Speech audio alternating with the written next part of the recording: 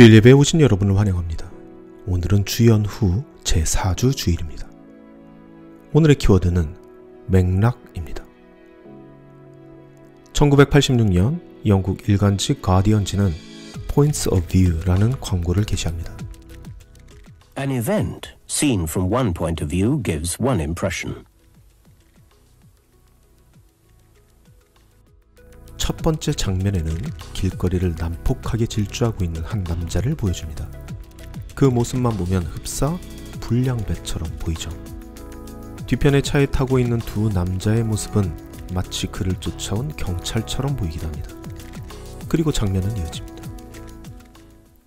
Seen from another point of view, it gives quite a different impression.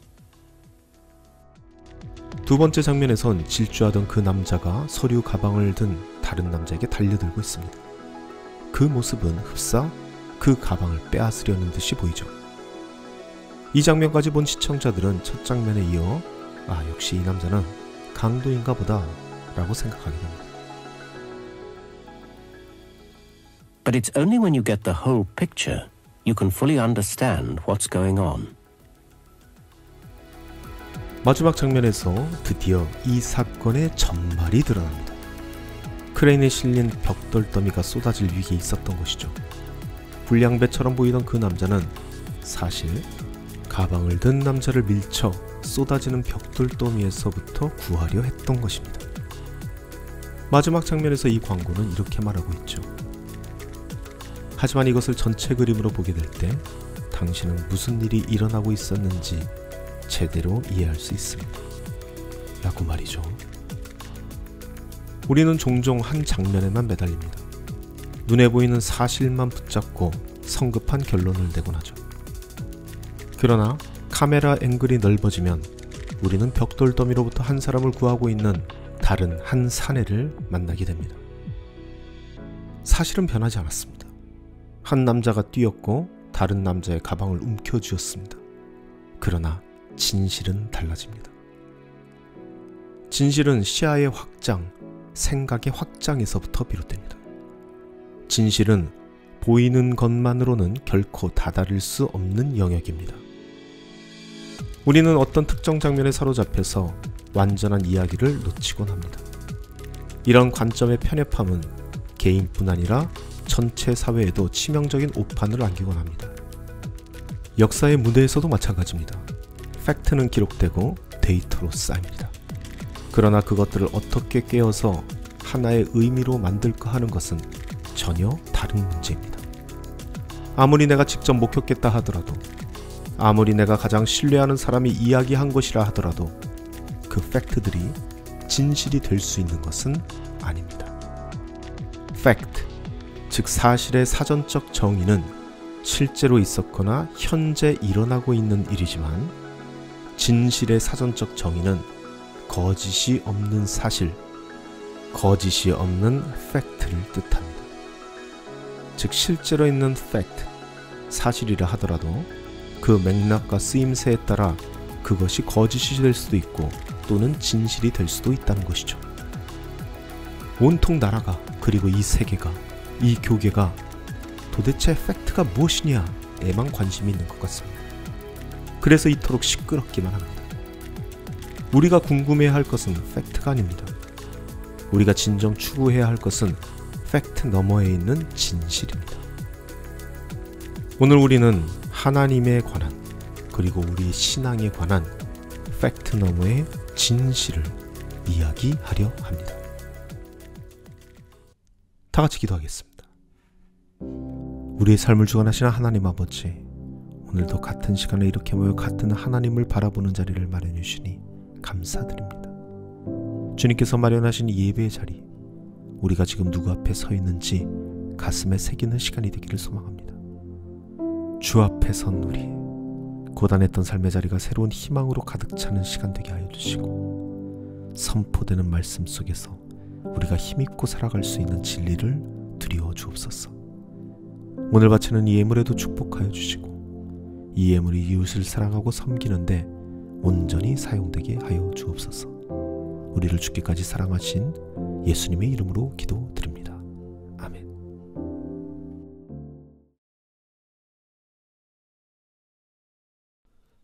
성공의 신학자인 마커스 보그는 성경 읽기에는 3가지 단계가 있다고 말합니다. 첫째 단계는 비판 이전의 소박함으로 성경을 어린아이들처럼 읽고 받아들이는 단계입니다. 이 단계의 사람들은 성경의 모든 이야기들을 있는 그대로 믿습니다. 아담과 하와의 이야기, 다윗의 이야기, 예수님의 이야기 등 성경에 기록된 모든 이야기들을 팩트로 생각하며 읽는 단계를 말합니다. 둘째 단계는 비판적 사고의 단계입니다. 이 단계의 사람들은 성경의 내용들을 비판적으로 재평가합니다. 스토리의 앞뒤를 맞춰보고 도덕적이고 윤리적인 잣대들을 성경의 스토리에 적용시켜 보기도 합니다. 역사적이고 때로는 과학적 사실들을 동원하여 성경 스토리의 사실성을 이런저런 방법으로 평가하기도 하는 단계죠. 실제로 이 단계에서 많은 이들은 기독교 신앙을 버리게 되어버립니다. 마지막 단계로는 비판 이후의 소박함입니다. 첫째 단계가 비판 이전의 소박함이었다면 이 단계는 비판 이후의 소박함이죠. 이 단계에 이르른 사람들은 성경을 더 이상 문자적으로 읽지 않습니다. 그러나 그럼에도 불구하고 그 성경의 내용을 있는 그대로 참된 이야기로 받아들이는 사람들이죠. 이 사람들은 성경의 많은 스토리가 역사적으로 과학적으로 증명되기 힘들다는 것을 잘 알고 있습니다. 그러나 또한 그 이야기들을 어릴 적 들었던 것과 똑같은 감정으로 똑같은 방식으로 있는 그대로 받아들이게 되는 것이죠. 그 이야기의 진위를 떠나서 그 이야기 자체의 진실을 볼 수 있는 눈이 생기게 되는 것입니다. 신학자가 말한 말이라 꽤나 어려운 말처럼 들리지만 사실 이 마커스 보그의 말 중 가장 중요한 말은 바로 이 한 단어에 집중되어 있습니다. 바로 이 소박함이라는 단어 말이죠. 성경은 그렇게 소박하게 읽으시면 되는 겁니다.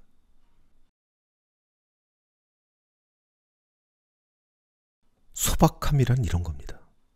저는 성경을 소박하게 읽습니다. 그래서 나의 가족들과 나의 친구들과 이야기를 나눈 것처럼 그저 소박하게 그 이야기들을 듣습니다. 저는 그들이 저와 이야기를 나눌 때 언제나 저에게 팩트만을 말한다고 생각하지 않습니다. 그 안에는 과장이 있고 축소도 있겠죠. 심지어 비슷하지도 않고 있지도 않은 이야기들을 그럴듯하게 이야기할 때도 있을 겁니다. 그럼에도 불구하고 전 그들의 말을 듣고 함께 기뻐하고 함께 슬퍼하고 함께 분노하기도 합니다. 왜냐하면 그들이 지금 무슨 말을 하고 싶은지 너무나도 잘 알고 있기 때문입니다. 그들이 어떤 의도로 그 말을 하고 있는지 잘 알기 때문입니다. 그 표현이 너무 세서 도저히 이해 못할 만한 말은 도대체 왜 저런 말을 해야만 할까? 그 말의 내용보다는 그렇게 말을 할 수밖에 없는 그 감정을 헤아리기도 합니다. 소박하게 말이죠. 저는 하나님의 말씀도 그렇게 소박하게 읽을 뿐입니다. 그리고 하나님 또한 그렇게 소박하게 믿을 뿐입니다. 성경을 거창하게 읽으려고 하는 사람들이 있습니다. 그들은 거창하게 성경을 읽기 때문에 성경 안에서 충돌하고 있는 하나님의 성품을 우리가 흔하게 얘기하는 구약의 하나님은 정의의 하나님, 신약의 하나님은 사랑의 하나님, 이런 얘기들 말이죠. 이런 식으로 하나님을 마치 이중인격을 가지고 있는, 마치 조현병을 가지고 있는 사람인 마냥 그 성품을 두 개로 나누어 버리는 엄청난 실수를 저지르곤 합니다. 종교개혁자 중 한 명은 믿음을 너무나도 거창하게 생각한 나머지 정경으로 엄연하게 구성되어 있는 야고보서를 지푸라기 서신이라고 부르기까지 했습니다. 하나님의 사랑, 예수님의 사랑을 너무나도 거창하게 생각한 나머지 가나안 땅의 거민들을 어린아이부터 노인들까지 전멸시키라는 하나님의 명령을 성경에 편집되어 가는 과정 중에 각색되었다던가 아니면은 잘못 전달된 메시지로 치부해버리는 사람들이 있다는 것이죠. 그러한 사람들이 한 가족만 남겨놓고 이 세상에 있는 모든 사람들을 수장시켜버린 노아의 홍수를 가만히 내버려 두는 것을 보면 정말 놀랄 만한 일인데요. 이런 식으로 성경을 거창하게 읽으려고 하는 사람들의 특징이 있습니다. 그들은 성경에 쓰여진 하나님을, 성경에 쓰여진 예수님을, 성경에 쓰여진 내용을 믿는 것이 아니라 그들이 머릿속으로 만들어 놓은 거창한 하나님의 이미지, 거창한 예수님의 이미지, 거창한 성경의 내용에 성경의 텍스트들을 끼워 맞추고 있다는 것입니다. 그래서 끼워 맞춰지지 않는 것들은 버려버리거나 거부해 버리게 되는 것이죠. 그들이 믿는 것은 성경이 아닙니다. 그들이 믿고 있는 것은 자기의 생각일 뿐입니다. 거창한 생각 말이죠. 성경을 맥락 안에서 읽는 것이 아니라 자신이 가지고 있는 거창한 선입견으로 읽고 있는 것이죠.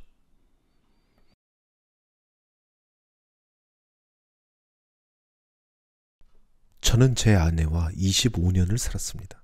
연애 기간까지 합하면 33년을 서로 알아온 사이인 것이죠. 그런데도 불구하고 저는 제 아내를 다 알지 못합니다. 몇몇 부부는 둘 중 누군가 하나 죽을 때까지 결국 모르고 죽을 것 같습니다. 그 성질머리 중 결코 이해할 수 없는 것들도 있기 때문입니다. 그래서 저는 그 이해 못하는 그 부분을 사랑으로 감싸 안아버렸습니다. 그것은 제 아내도 마찬가지입니다. 저희는 그렇게 서로 사랑하고 지금도 그렇게 잘 살아가고 있습니다. 제 아내의 성질머리가 저에게 큰 피해를 줄 때가 있습니다. 제 성질머리 또한 그러합니다. 제 아내에게 독이 될 때가 있었습니다. 그래서 우리는 서로 사랑하는 겁니다. 그리고 저나 제 아내는 딱 그러한 모습으로 하나님을 사랑합니다. 사랑하기 때문에 제가 결코 이해 못할 부분을 사랑으로 감싸버립니다. 방금 제가 한 이 말이 마치 신성모독처럼 들리시는 분들도 있을 겁니다. 감히 인간 주제에 하나님을 사랑으로 감싼다고? 그렇게 생각하시는 분들이 있을 겁니다. 사랑을 거창하게 생각하고 있기 때문입니다. 저는 하나님을 저의 마음과 뜻과 정성을 다하여 사랑하고 있습니다. 왜냐하면 이해가 안 되기 때문입니다. 이해 안 되는 제 아내를 이해하기 위해 하는 방법과 똑같은 방법입니다. 왜냐하면 저는 제 아내가 아니기 때문이죠. 제 아내를 잘 알고는 있지만 다 알지는 못하기 때문입니다. 그러니 사랑이라는 방법을 써서 그 서로 다른 부분을 메꾸고 있는 겁니다. 그리고 이렇게 사랑으로 그 간국을 메꾸려 하는 저의 노력, 이것이 바로 저와 하나님 관계 안에 놓인 문맥입니다. 그것이 나를 진실로 이끌어 갑니다. 오늘 바울도 똑같이 말하고 있습니다. 고린도전서 13장 말씀입니다. 우리는 하나님을 부분적으로만 알 수 있습니다. 하지만 결국 온전한 것은 오게 될 것입니다. 제가 그렇게 될 것이라 확신하는 이유는 제가 어릴 적에 정말 어린아이처럼 깨닫고 생각하는 것도 어린아이 같았지만 이제 어른이 되었더니 그때보다 더 많이 깨닫고 깊이 생각할 수 있게 되었기 때문입니다. 분명 저는 지금 희미하게나마 하나님의 문맥을 파악하고 있지만 언젠가는 하나님께서 나를 파악하고 계신 것처럼 하나님을 완전히 파악하게 될 것입니다. 그러니 지금 나에게 가장 중요한 것이 있다면 이 이해 못할 것을 이해하게 해주는 사랑입니다. 이것은 영원히 있게 될 것입니다. 우리는 하나님에 대한 수많은 팩트를 가지고 있습니다. 그리고 그 팩트들을 문맥으로 엮어서 진실을 하나하나 만들어가고 있습니다. 여전히 이해가 안 되는 부분들이 있습니다. 아직은 부분적으로만 알 수밖에 없는 유한한 인간들이기 때문입니다. 하지만 내 마음과 뜻과 정성을 다하여 하나님을 사랑하는 그 마음만 있다면 언젠가는 그 무한하신 하나님을 완전히 알게 되는 그날이 찾아오게 될 것입니다. 그래서 지금 우리에게 가장 필요한 것은 바로 사랑 하나뿐입니다. 이렇게 하나님을 향한 진실에 가까워지는 저와 여러분이 되시기를 간절히 소망합니다.